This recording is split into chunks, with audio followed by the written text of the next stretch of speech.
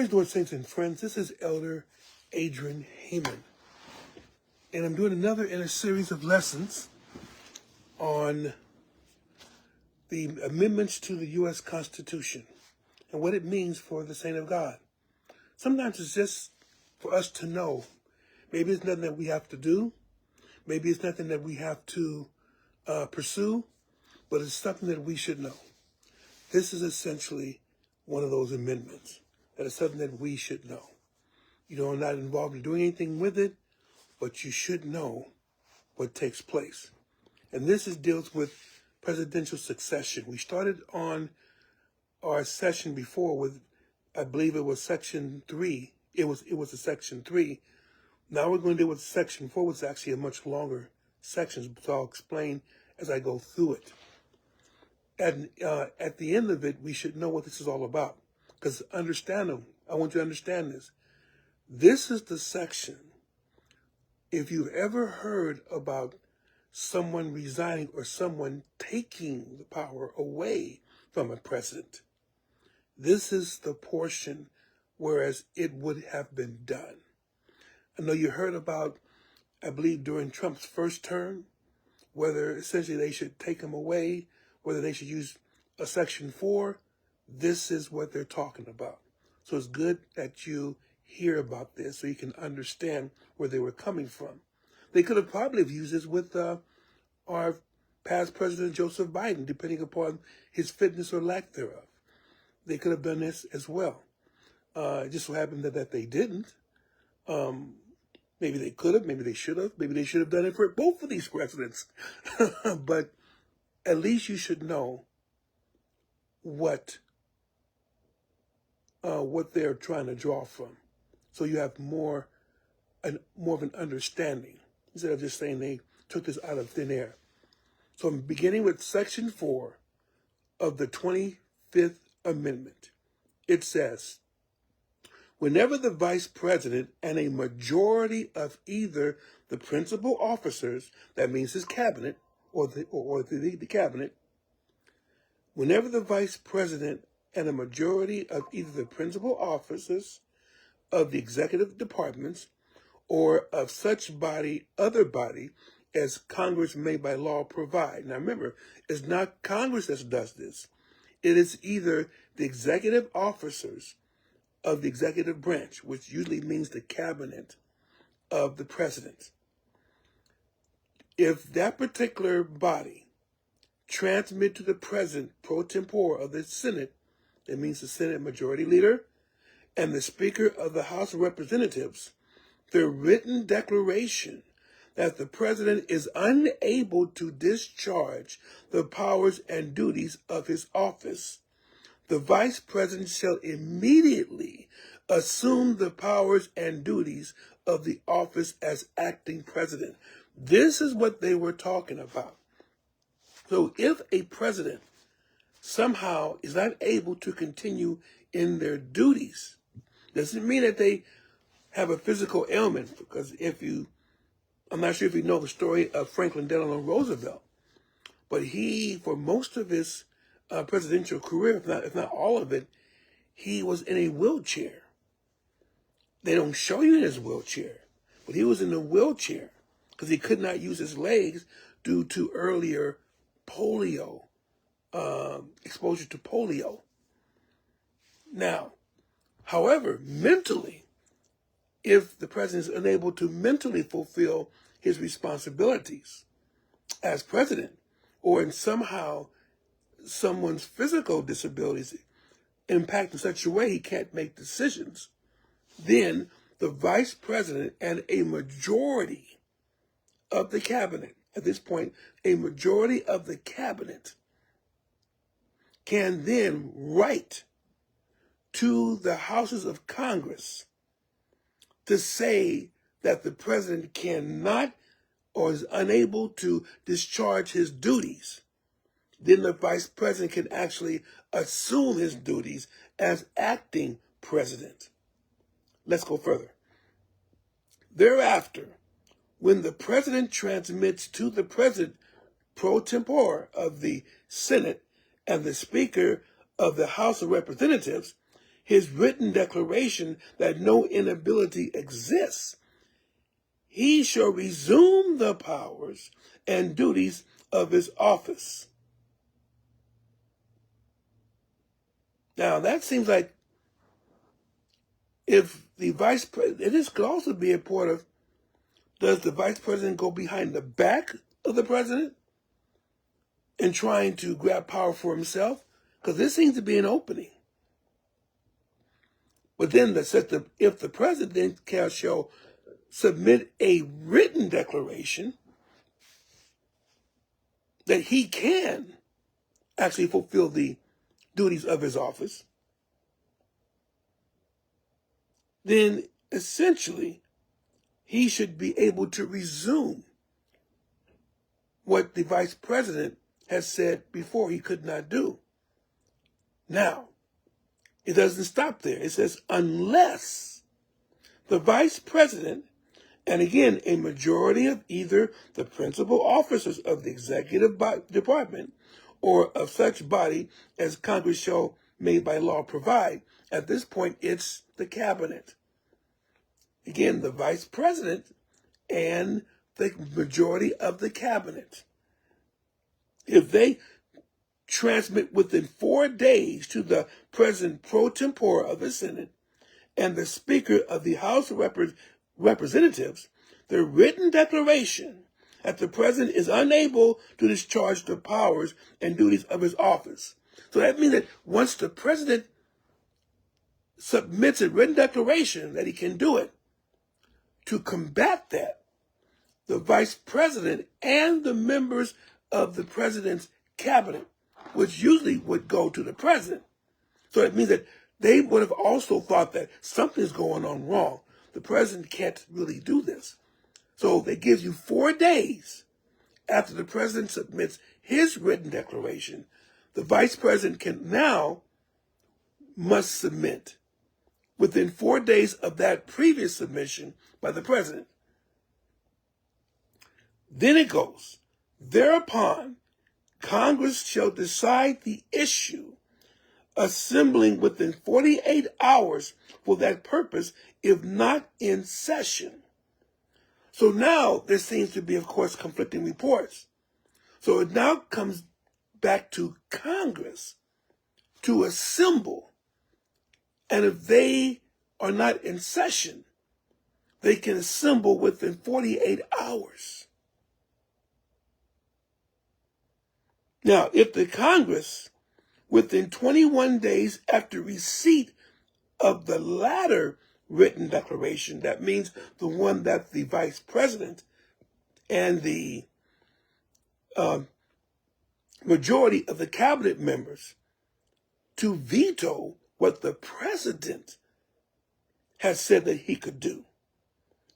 If the Congress, within 21 days after receipt of the latter written declaration, or if Congress is not in session within 21 days after Congress is required to assemble, determines by 2/3 vote of both houses, both Senate and House of Representatives, that the president is unable to discharge the powers and duties of his office, the vice president shall continue to discharge the same as acting president. Otherwise, the president shall resume the powers and duties of his office. So here's the scenario. The vice president gets together with the majority of the cabinet, and they all believe and agree that the president cannot fulfill his duties. They send a written declaration to Congress, to both houses, the Senate and the House of Representatives. At that particular point, if everything is clear and good, then essentially the vice president can immediately assume the duties as acting president. Now, let's say the president sees that, says, wait a minute. I didn't tell anyone that I could not discharge my duties. Didn't tell anyone I can't perform them. So now if he sends a written declaration that he can do this, now there comes a conflict. The vice president and a majority of members of his Congress says he can't do it. The president says, wait a minute, of course I can. And he submits it to Congress. Then the vice president and the majority of the president's cabinet can try to override what the president says. But they have to do it within 4 days of the president's submittal.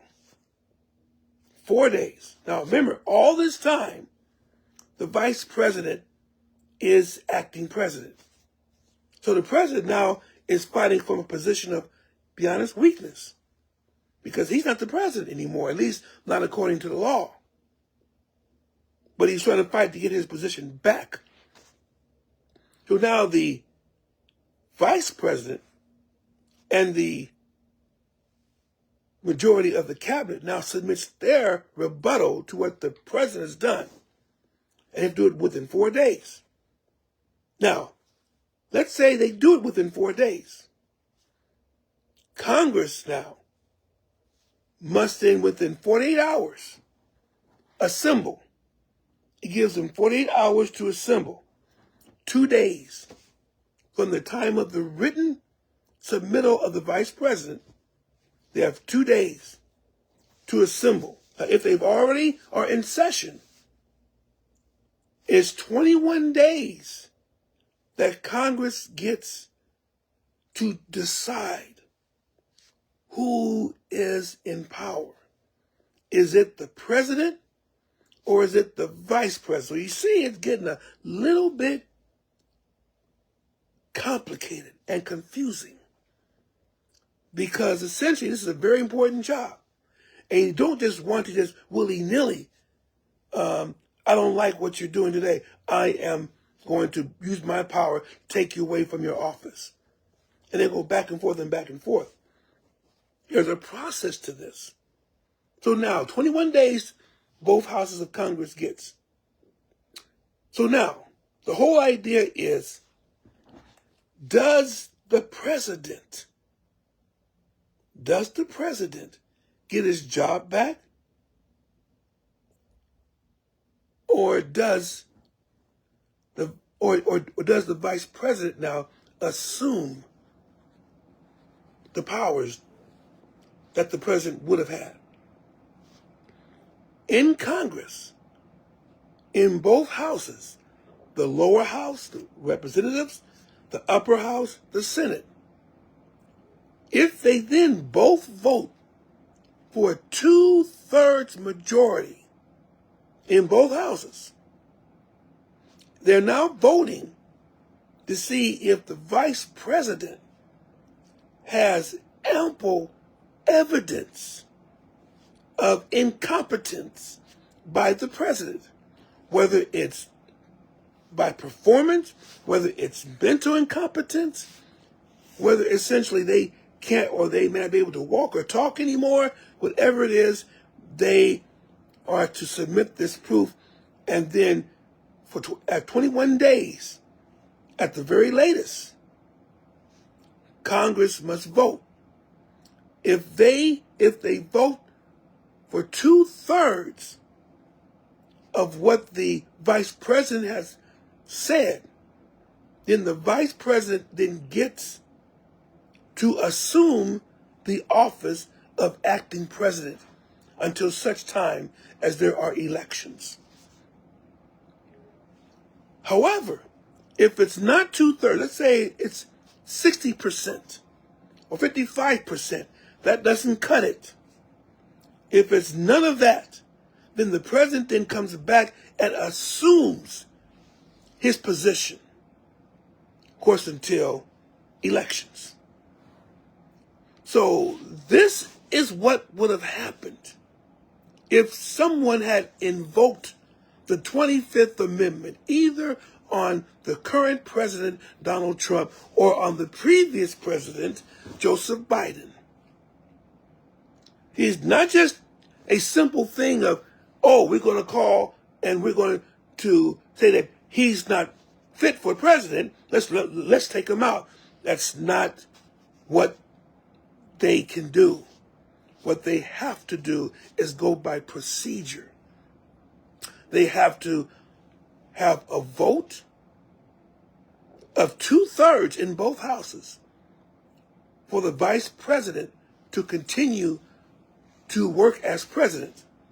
And the vice president would have had to submit a written petition, a written order within 4 days of the president saying, yes, I am fit.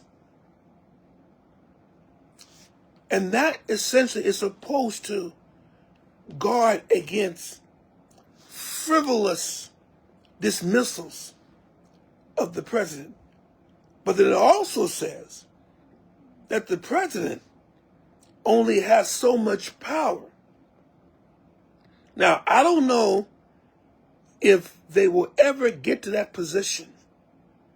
Don't know if they will ever consider that the president does not have the capability of performing in office. But it just lets you know there is a procedure for that to force out a president.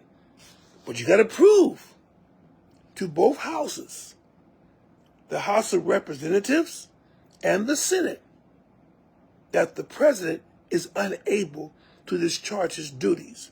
And it must be by a supermajority of 67%, or 2/3 of those that are in both the House and the Senate. Sounds confusing? Yes, it is. That's why it's extremely difficult to take out a president. You must be completely assured that the president cannot perform his duties anymore. You want to go for it? You can try it, but just know it's going to be very, very, very difficult. And that's probably why they made it that way, so that the president can fulfill his term as the president, of course. And that's why the vice president usually doesn't want to go that way, because you can see the animosity that will build up between the two. Just by the saints of God, you should know this.